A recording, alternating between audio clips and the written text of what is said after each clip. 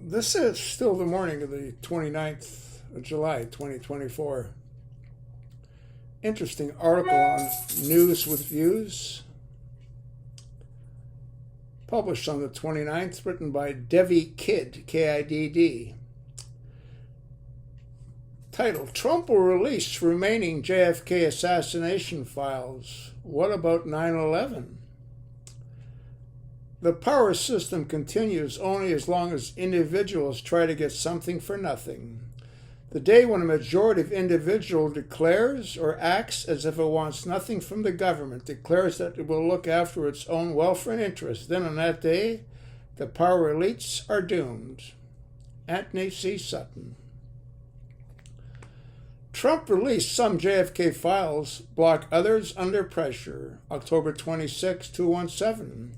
The rest will be released on a rolling basis with the redactions in only the rarest circumstances by the end of the review on April 26, 2018, the White House said in a statement.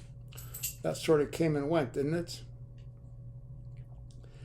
In a memo to government agency heads, Trump said the American people deserved as much access as possible to the records. Therefore, I am ordering today that the veil finally be lifted, he wrote, adding that he had no choice but to accept the request redactions for now. Key words: the American people deserve as much access as possible to the records. Damn straight we do, just like TWA Flight 800 and KAL 007. Well, we know about Flight 800. It was a fuel pump in a gas tank. And on KAL 107, they veered into Russian territory.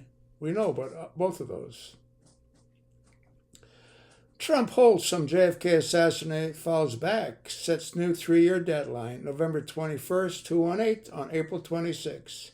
In compliance with the deadline set by President Trump last October, the National Archive released 19,045 additional documents from the JFK assassination files. Instead of a full review, however, some material will still be kept from the public due to identifiable national security, law enforcement, and foreign affairs concerns, according to the White House memo. The president said he was ordering agencies to review each of the redactions over the next 3 years and set a deadline for further release of documents of October 26, 2021. That sort of came and went, didn't it? Trump knows everything in those files and who was responsible. Most are dead now. Example, LBJ Bush Sr., other dirty traitors in the CIA and others. However, that was then and this is now. Robert Kennedy Jr. stepped into the picture and revived that horrific piece of our history. Trump has only one term and nothing to lose regarding running for office again. The assassination attempt on July 13, 2024. If those responsible weren't successful in murdering him, it most certainly was a warning. Keep your mouth shut, or next time we won't miss.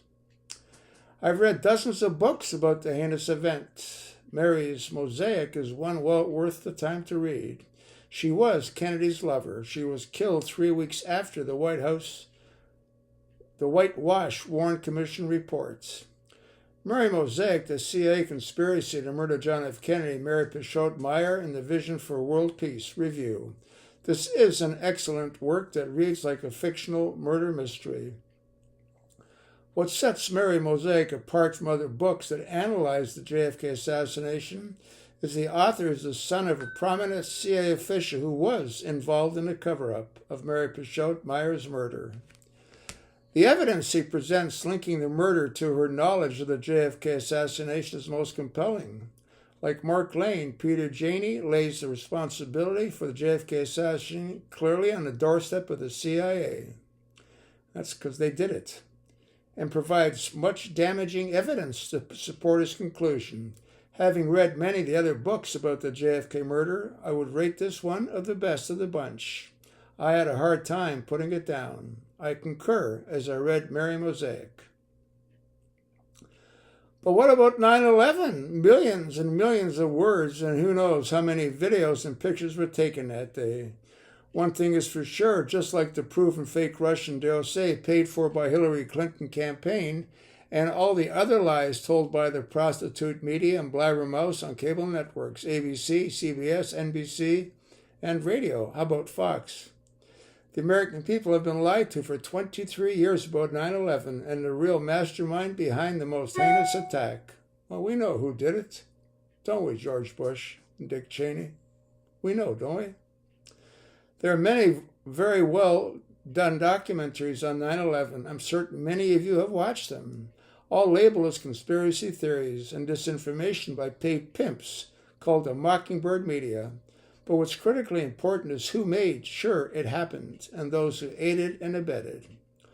While it's extremely upsetting for good, decent Americans to find out they've been lied to, the truth must always prevail. The DNC knew in 2019 career criminal China Joe Biden was a lifelong crook and was already in his first stage of dementia.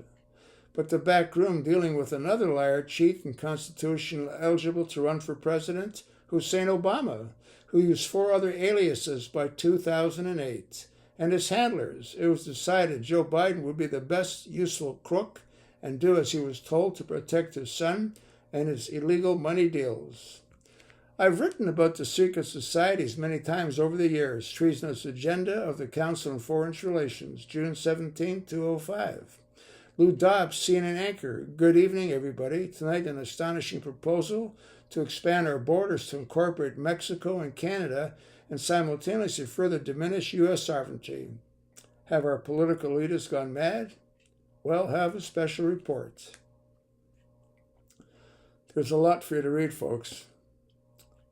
I'll attach the link. Please take the time to read the article. And this Obama, this crack smoker, fudge packing queer, he needs to be exposed. He needs to be held accountable for all the crimes that they've committed. And the Secret Service detail, if he's incarcerated, he won't need it. But who are you going to go to? That's what's really scary. Please read the rest of the article, pass it along, and thanks for listening.